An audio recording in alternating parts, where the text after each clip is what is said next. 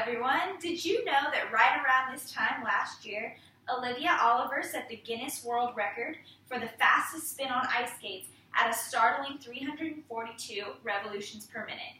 That equates to around 6 revolutions per second, so that's definitely very astounding. With the upcoming 2018 Olympics, though, this record is very likely to be broken. 20 years ago, this may have seemed impossible, but new training methods and advanced technology have completely changed the world of figure skating. I began figure skating when I was about 3 years old, so I believe that my 15 years of experience give me the knowledge that I need to answer these simple questions. The first question I have is, what is figure skating? The second one is, what are the technicalities of figure skating competitions? And my third is, why has figure skating grown in popularity? So jumping right into it, I have the what is figure skating. So in order to understand the what is figure skating, we must first understand recreational ice skating and the history behind it. So the history is that in cold areas about 3,000 years ago, they used to wear their leather shoes and they would strap bones to their feet to get places on the ice much quicker than they could if they were wearing snowshoes or something else. It became actual ice skating when they came out with the steel blades with 2 edges, because they would actually cut the ice, whereas with the bones, they were just gliding on top of it. So with the introduction of these new types of blades, figure skating became what it is today. So today, we still wear the leather boots that they used to wear, but figure skating shops have exploded everywhere, and so we have a multitude of different companies that specialize in certain types of feet and figure skating levels that help with people with the jumping and spinning that you guys see on TV today. So a little bit about the blades that we have now. They're much more complicated than the metal blades were when they first introduced it. They have something called a toe pick on the front, a rocker right behind the toe pick, and the heel of the blade. The rocker is what we use to perform spins and turns on the ice, which may seem impossible, but it kind of tilts up just like this so that you can rock to the front of the blade to create those turns. And jumping is also created from the edges on the blades. If you watch on television, all jumps come from either an edge or land on an edge, so those are vital to figure skating. And according to an article from the Journal of Philosophy of Sport, figure skating is simultaneously a performance and a game.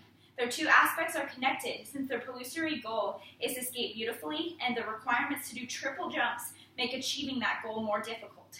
So in other words, this man is arguing that figure skating is both a sport and an art, in which they have to perform difficult things, but they have to look graceful while they're doing them.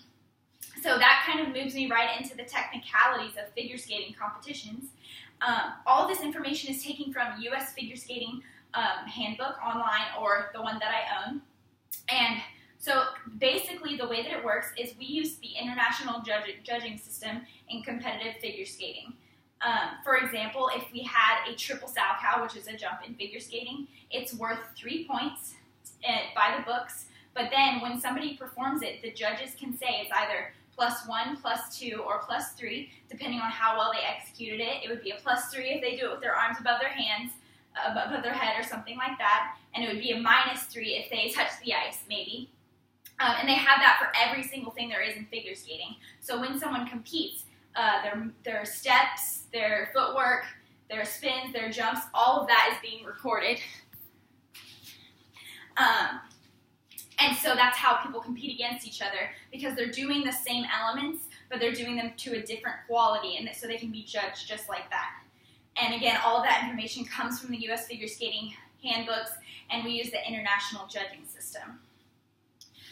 So that may sound really complicated, and it's way different from recreational ice skating, so I decided to look into why the sport is growing. And according to my audience analysis survey, 85% of you have at least watched figure skating on TV, even with almost all of you also recording that figure skating was either unavailable or unpopular where you grew up. So I decided to attribute this growth in the figure skating to the availability to watch it on TV, to understand that it is possible for even everyday people to just go ice skating, just because it does look so fun based on what the Olympians and people who go to nationals do. So to conclude, ice skating is definitely a recreational sport, but once we start adding in points and the complicated jumps and spins and all of these different systems, it becomes a competitive sport. It's designed for everyone, so no one should feel discouraged, but those who want to compete have the opportunity to. That makes the sport very special. So when you're watching the Winter Olympics in the next couple years, make sure you remember this little bit of information so that you can have a little bit more knowledge on the sport of figure skating. Thank you.